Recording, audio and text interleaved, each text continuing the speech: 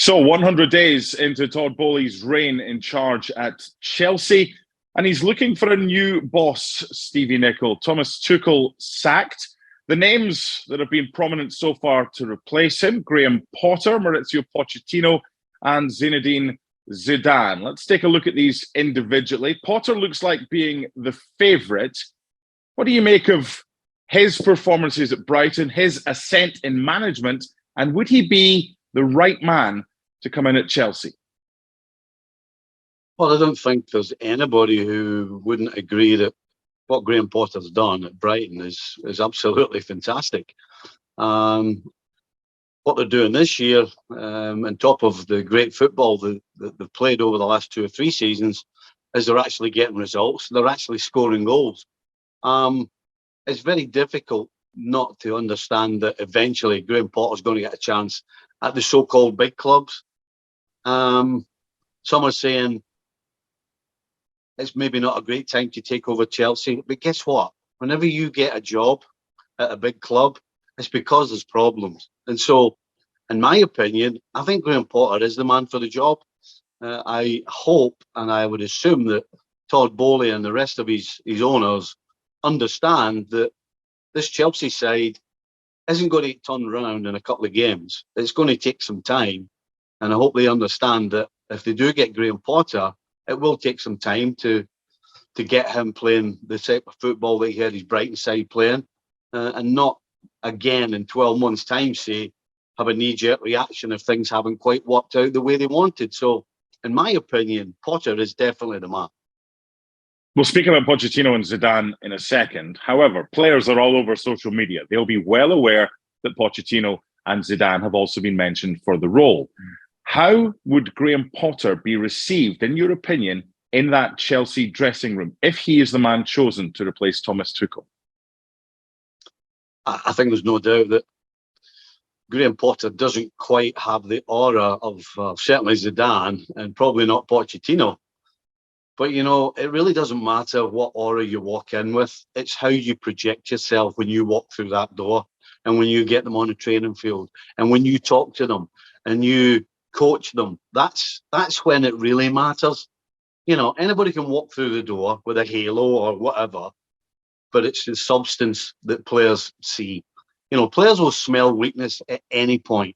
It's the first thing they try and do. They try and figure out where's the weakness, whether it's a teammate, whether it's an opponent, and certainly when a coach walks through the door, they're looking for any sort of weakness. Graham Potter, with the way he will handle himself, will put that dressing room and those players at ease. No question about that. Over the past 12 months, Stevie, Graham Potter has been mentioned for a few jobs. You and I have spoken about him for various roles, but he's not got them. He's been overlooked, if he's been in for them, by supposedly 6-year candidates that have done something in football. And we kind of spoken about the snobbery of why isn't a guy like Graham Potter getting more of a chance to get a big club? If this takes place and Graham Potter goes in at Chelsea, it might not be in ideal circumstances, as you said, but he's still going to inherit a really good squad of individual players. Yeah, I think on paper, you look at the squad that he has and there is talent. The problem that Tuchel's got right now, and certainly has had since the start of the season, maybe even the end of last season, is he can't put the jigsaw pieces together in the right way. He can't get them to, you know, we all look at the problem that, oh, the only problem we have is they don't have a centre forward. Well, they do have more problems than that. They're giving up goals. They may pass the ball around well, but they're not really dominating sides. And so there are more than just not having a centre forward, which, of course, as we know, they've just signed one. So you have to give him time to get used to the rest of his teammates. So, yeah, there are, you know, owners and chairmen or whatever you want to call them, they don't always just sack managers on results. You know, you can look and say, look, there's only 6 games into a Premier League season. But, you know, the building itself has an atmosphere. And if the atmosphere at Chelsea is not good, everybody's walking around with their head down, maybe even toxic, maybe some players are not happy, maybe some just regardless, if there's a bad atmosphere and a sense of a sense of failure, then it affects everything. So, yes, I'm sure it's down to results mainly, but it's a lot more than that. There are a lot of other things that go into it. And clearly things are not right at Chelsea, not just on the field, but probably off it. What about the timing, Stevie? Do you think Thomas Tuchel was sacked because Todd Bowley and the rest of the board know who they want and will appoint pretty quickly, whoever that is? No, I think they got the sack because they've been rotten. Let's be honest. You know, we can all say that Thomas Tuchel won the Champions League with Chelsea, for Chelsea, and that you can't argue. That is in black and white. That will never be forgotten. But the truth is, right now, Chelsea are in a shambles. Chelsea on the field right now, nobody knows, including Thomas Tuchel, what he's going to get. The players are not quite sure what they're going to give.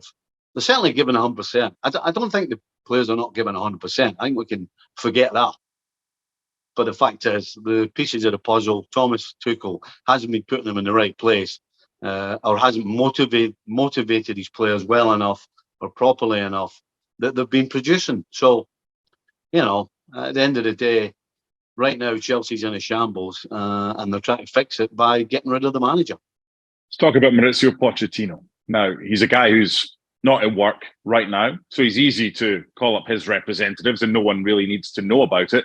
If you go to someone like Graham Potter, you've got to ask Brighton for permission. That's going to get out in the public spotlight. So the likelihood is, if Pochettino is someone that they want as well, just because it's all about Potter today, that doesn't necessarily mean that Pochettino might not be their main option.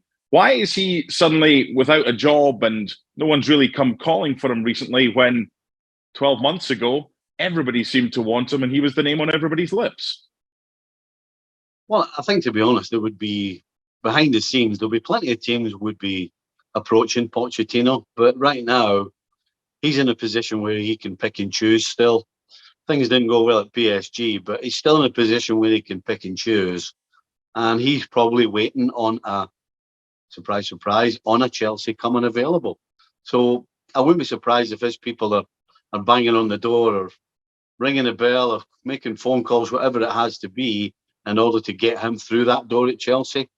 Because clearly, as far as experience is concerned, Pochettino has that over Potter.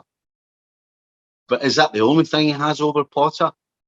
Considering the opportunities Pochettino's had, particularly at PSG, it wasn't exactly laden with silverware. And so the criticism of taking Potter would be that he hasn't done it at the big level. Well, Pochettino somewhat has done it, but you couldn't say he is the man. So, yeah, he's definitely going to be in the running. Would he be the choice over Potter? For experience, yes. For any other reason, not for me.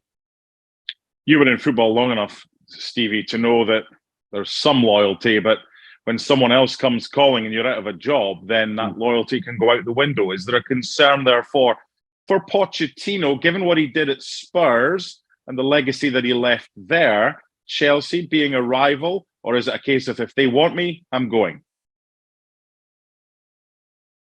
I mean, I was going to just 100% say no, but of course we know what happened with Rafa Benitez when he went to Everton, having said some things when he was at Liverpool.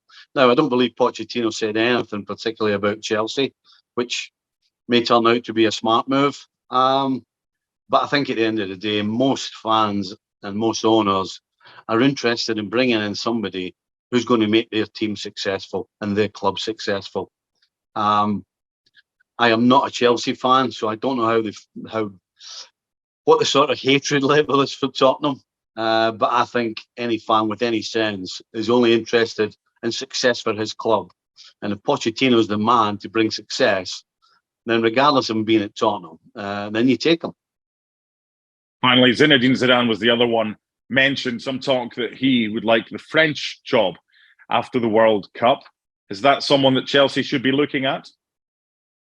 Well, of course it is, but I think Zidane's made it pretty clear that his next job is, as you said, the French national team. He's turning down Paris Saint-Germain. Is he going to take Chelsea over that? He's a Frenchman. He loves Paris. Is he going to? He doesn't speak English particularly well either, I don't believe. So no, I think Zidane's probably the fairy story, or the fairy tale, I should say. But I don't see that happening. 100 days in charge for Todd Boehly. 100 games in charge for Thomas Tuchel. They're looking for a new manager. Who will be the man who gets the next 100 games in charge at Chelsea? Thanks so much for watching ESPN on YouTube. And for more sports highlights and analysis, be sure to download the ESPN app. And for premium content and live streaming, subscribe to ESPN Plus.